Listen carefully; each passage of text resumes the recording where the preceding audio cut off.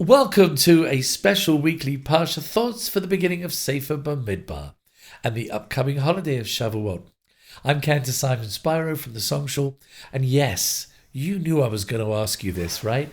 Click on that subscribe button, would you? Clever you, right? Well, while you're at it, why don't you click the like button as well and share it with your friends when you're done watching? It helps spread the word and lets YouTube know to share it with others too. Now, let's jump right into this week's Parsha.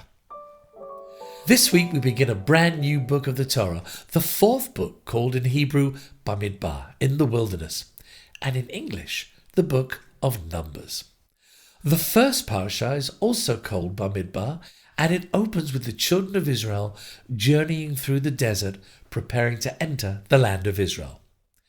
As he has done before, God now, once again, asks Moses to count the nation as part of a national census. This is a sign of love, as we know that throughout the travels of the children of Israel, God counts them frequently, much as a collector of treasures often counts the beloved pieces in their collection. Each and every member of the tribes had the right to come before the congregation and the Creator to say his entire family name and be counted along with his half-shekel contribution. By everyone being counted as part of the entire people of Israel, we learn that each and every one of us is unique and has a vital part to play in Am Yisrael. In fact, this week's Parsha, Parshat Bamidbar, is always read on the Shabbat following Yom Yerushalayim, Jerusalem Day, celebrating the return of the Jewish people to merit sovereignty over our most holy city after 2,000 years of exile. As we read in the Torah, Israel was and is the biblical, spiritual, and sovereign land of the Jewish people. But we must always recognize that the continued existence of the State of Israel is a gift from God.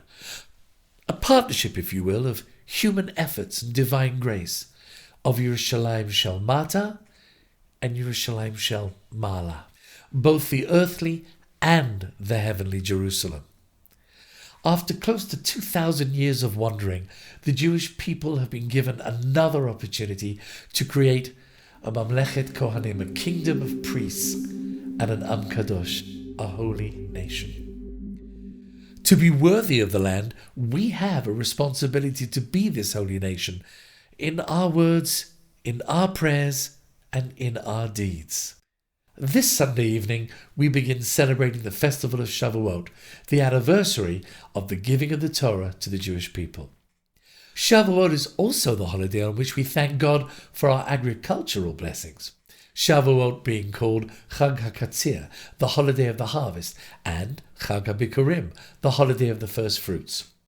Unlike matzah, a sukkah, or the shofar, which are symbols we focus on once a year, Torah itself is to be celebrated and observed each and every day, so that it becomes a continuous renewal process.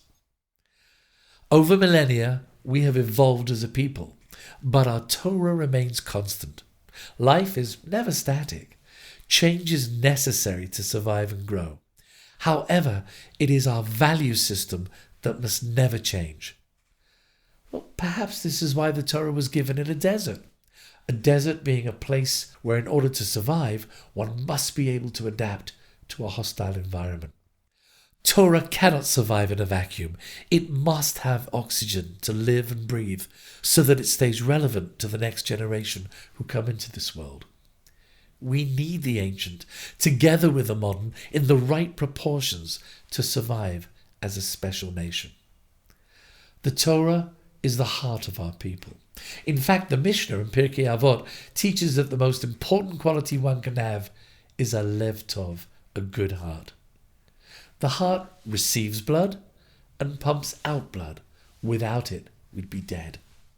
So too, spiritually, we receive influences from the outside world.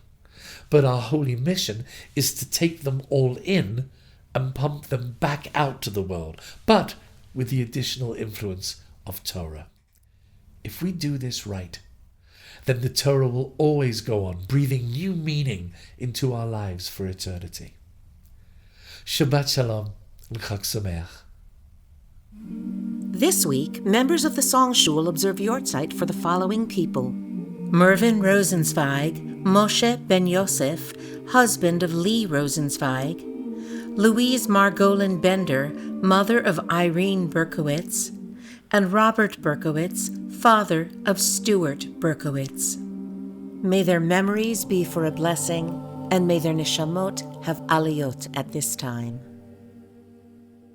This week we celebrate the birthdays of these members of the Song Shul: Bobby Masters Justine, Lynn Poslins, Sam Springer, Madeline Van Mitchell, Serenity Morell, Catherine Manukian, Zach Finkelstein, and June Mitchell.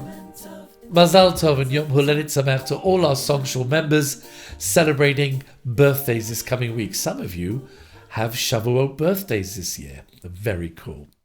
And for all those of our Song Shul members commemorating Yortzeits this coming week, we wish you Chaim Aruchim, long life, and may the neshamot of your loved ones have an aliyah at this time. Amen. Well, here we are.